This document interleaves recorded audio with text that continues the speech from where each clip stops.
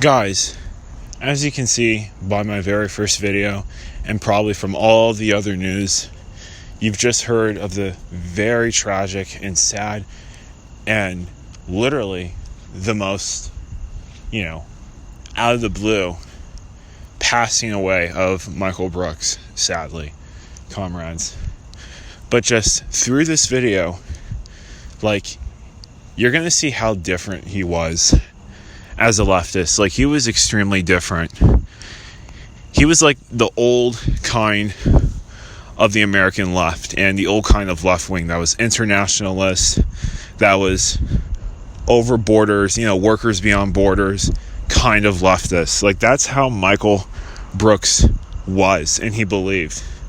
And every single time when he would speak on the notion of immigration or on a notion of safety and all the immigrants are criminals, he would always realize what the underlying cause was, and that was deregulation.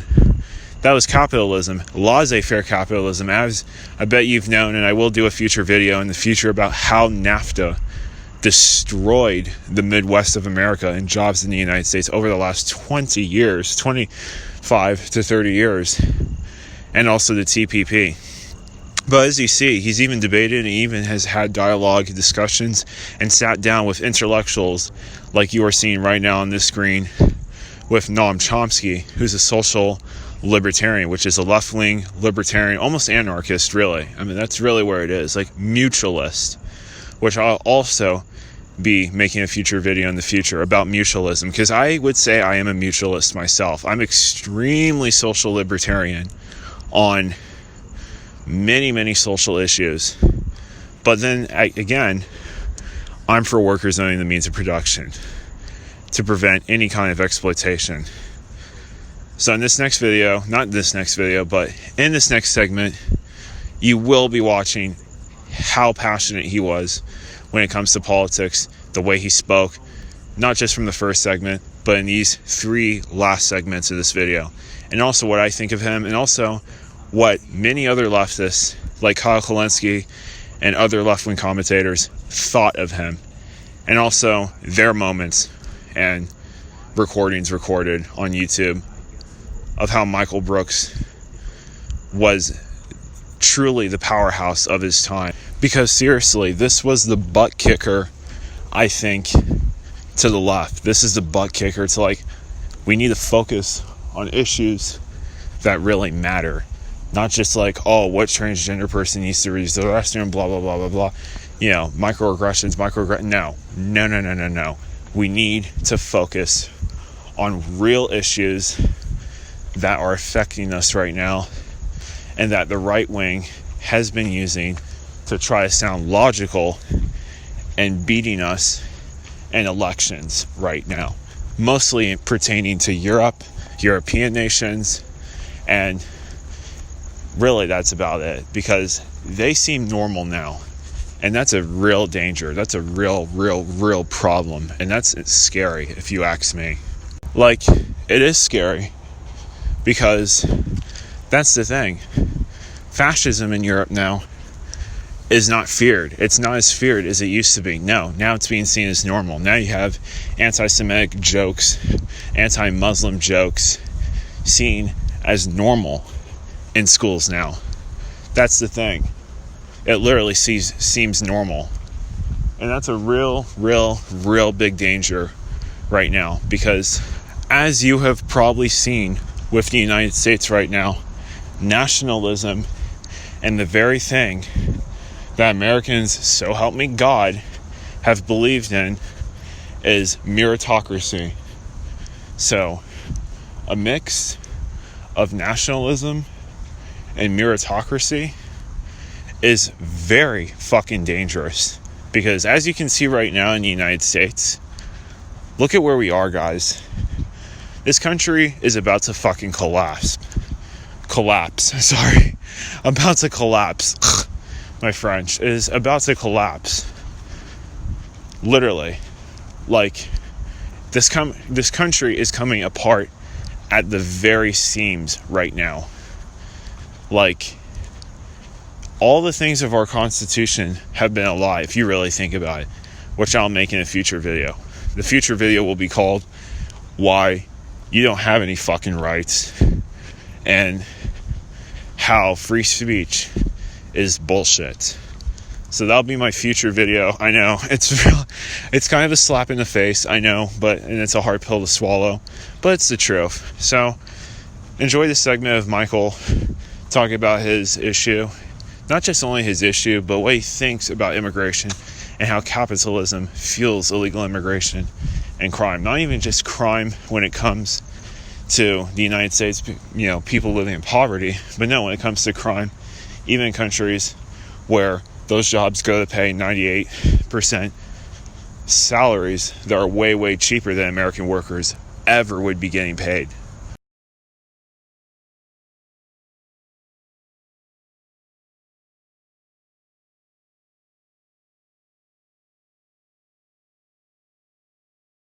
In terms of immigration, I'm just wondering, because Trump was able to kind of co-opt a lot of economic populist stuff on trade and again, immigration. Obviously, the way it's implemented, no one can possibly support.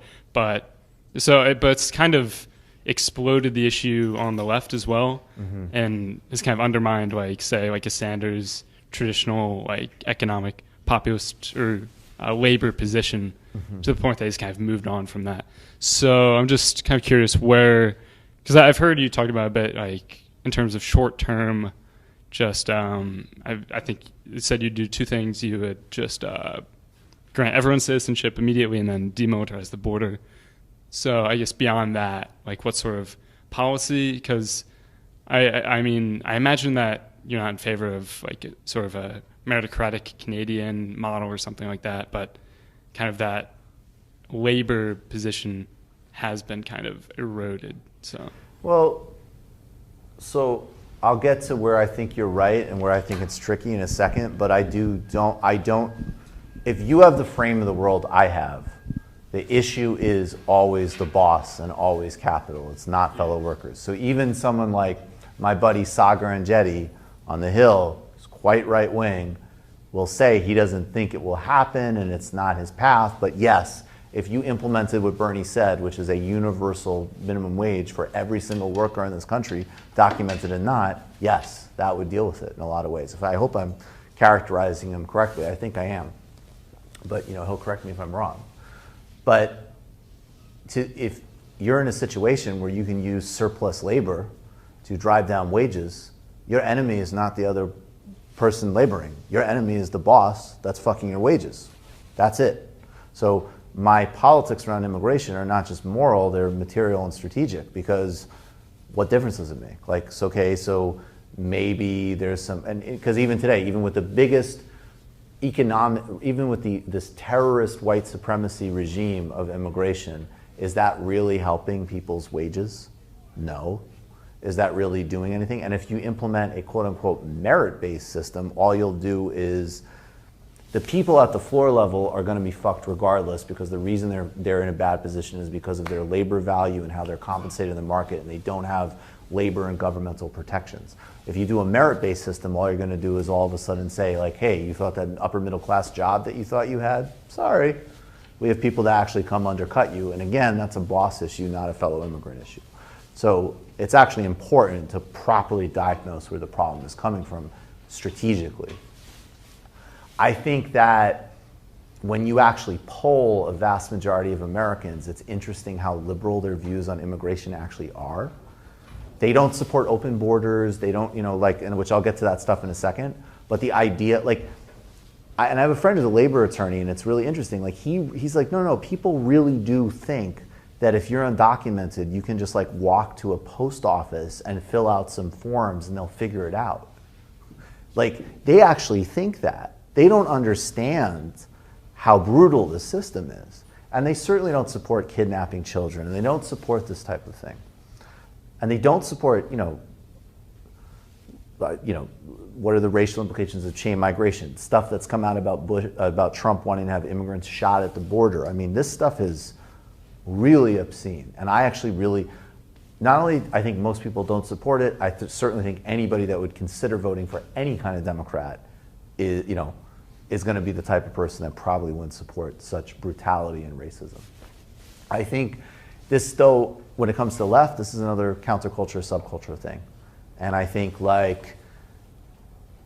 it's cool if people want to say that the dream and the vision is ultimately like some type of borderless world. That's probably where I'm at in my utopia. But I think going and demanding like specific inflammatory rhetoric around like there needs to be open borders is just, I think it's just a political disaster. It's totally unnecessary. It's validating group speak over national appeal. And it's also, ironically, to me, very problematic in a context where, in the foreign policy dimension, that indigenous people, or, talk to President Lula, fourth of what he's talking about is getting Brazilian sovereignty respected. And now there's like this first world discourse on like, no borders, man. So I don't like that. And I also think this is another thing, again, I keep trying to distinguish between habit and like social etiquette and principles. If somebody says to me, I believe in borders and therefore I want to be able to kidnap children, have people murdered, okay, we're fighting. That's it. There isn't even anything to talk about.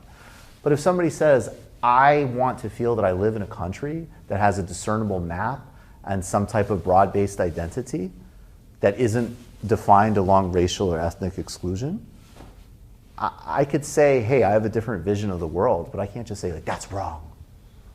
Both because it's not where over 90% of people are at, and also because it's actually really quite arrogant.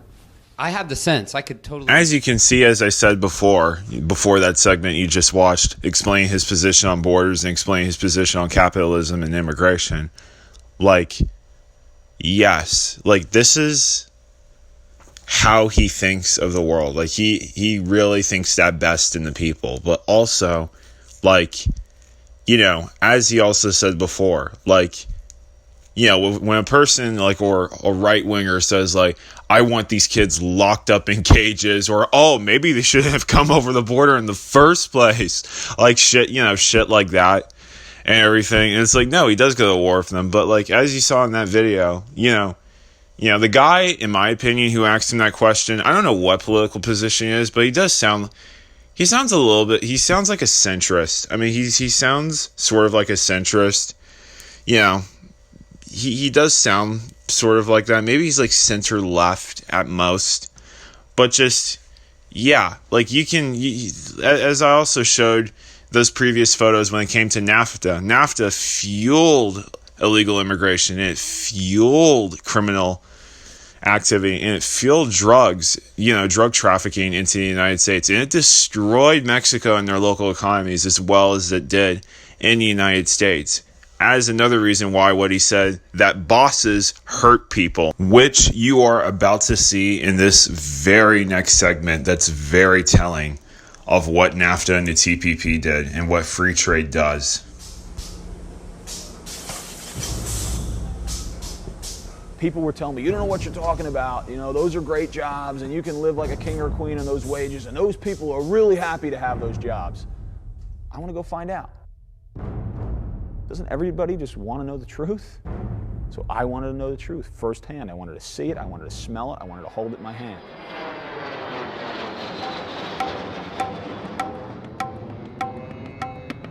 I knew I was going to need other people. Leslie was a natural match. Jim and I went to college together.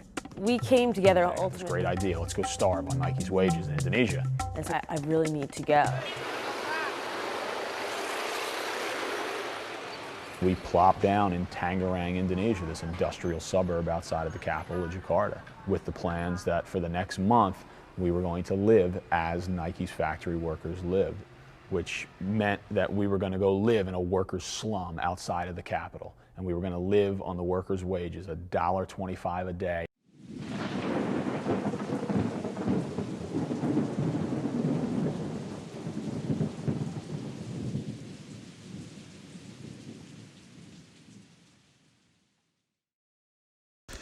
Okay, if you don't know what that video was, that is Nike and their child labor. You can go check it out on YouTube. I'll leave a link below. But just, yeah, that is what NAFTA and the TPP did. I mean, and I'll even show more photos at the end of this video.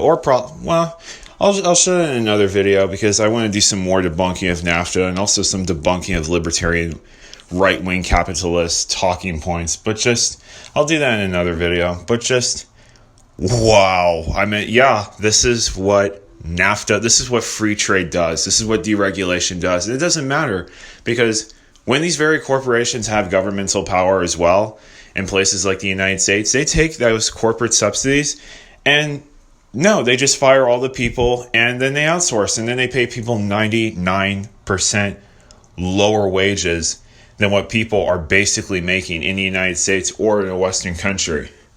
That's what free laissez-faire capitalism does. That is what free trade does. It decimates communities. It puts people into economic annihilation and ruin. And it fuels crime. It fuels drug trafficking, since that is the only way on even making profit in the first place. And also, it shortens life expectancy greatly.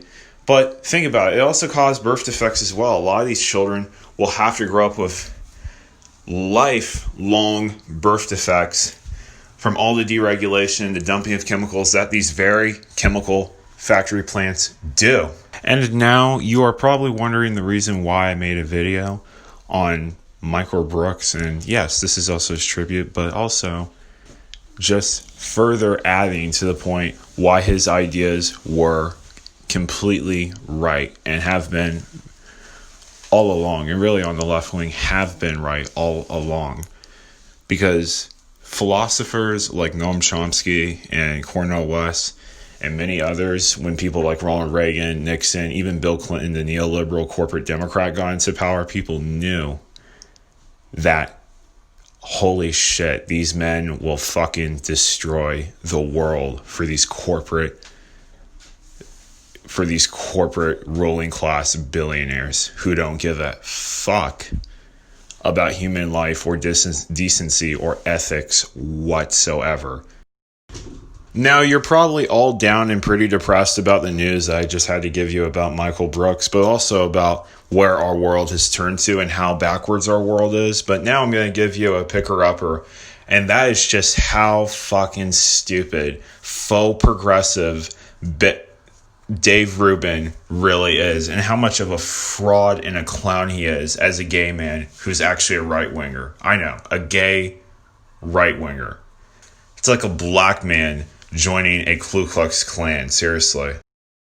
Jesus Christ. Yeah. Well, I can't. My brain is still in recovery mode from taking in so many high-level important ideas.